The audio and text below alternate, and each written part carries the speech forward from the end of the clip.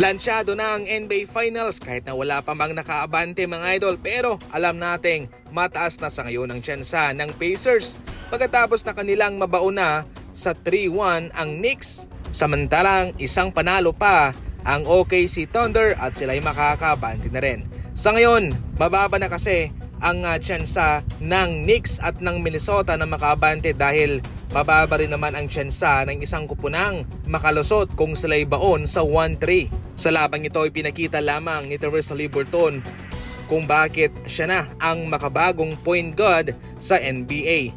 Siya lang naman ang kauna-unahang malalarong nakapagpuntos ng 30 plus points, 15 plus assists, 10 plus rebounds at walang turnover. Only Tyrese Haliburton, siya lang po ang gumawa ng bagay na yan. Samantalang yung Knicks naman sa pangkabuuan, meron silang 17 assists pero 17 din ang kanilang turnovers. Nahirapan sila Brunson and Karl Anthony Towns dahil sa balancing scoring nitong Indiana Pacers. Wala rin ganong kontribusyon galing sa bangko sa Knicks. Samantalang si Mathurin, big time ang kanyang kontribusyon, 20 puntos galing sa bangko at mayroon pang nagbigay naman ng kanilang tulong. Isa itong malaking aral para sa Knicks mga idol sapagkat hindi masyadong pinagkakatiwalaan ni Coach Tom Thibodeau ang kanyang bangko. Kaya ito ay nagresulta ngayon sa kanilang kakulangan sa puntos sa tulong maski man galing sa kanyang mga manlalaro sa bench. Kung pag-uusapan naman yung rating sa NBA, so far so good naman. At ang Pacers nga sa kanilang mga nagdaang series ay umani ito ng mga milyones na views. Maraming milyones. Samantala ayon mismo kay Shams ng ESPN, sinabi niya mismo na ang Boston Celtics ginawang untouchable si Jason Tatum.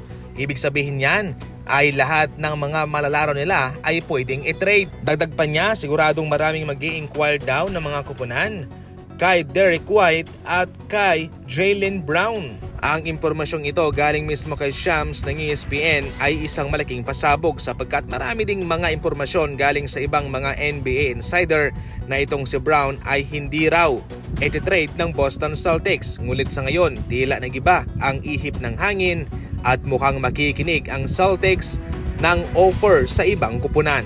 Hindi rin naman nag-workout ang kanilang samahan at mukhang seryoso na nga itong Boston Celtics para sa malaking pagbabago sa kanilang kupunan para sa next season. Sa katunayan, sinabi mismo ni Shams ng ESPN na ibang Boston Celtics daw ang ating makikita sa susunod na taon. So ayan na mga idol ang balita patungkol sa Boston Celtics. Si Jason Tatum lang ang untouchable.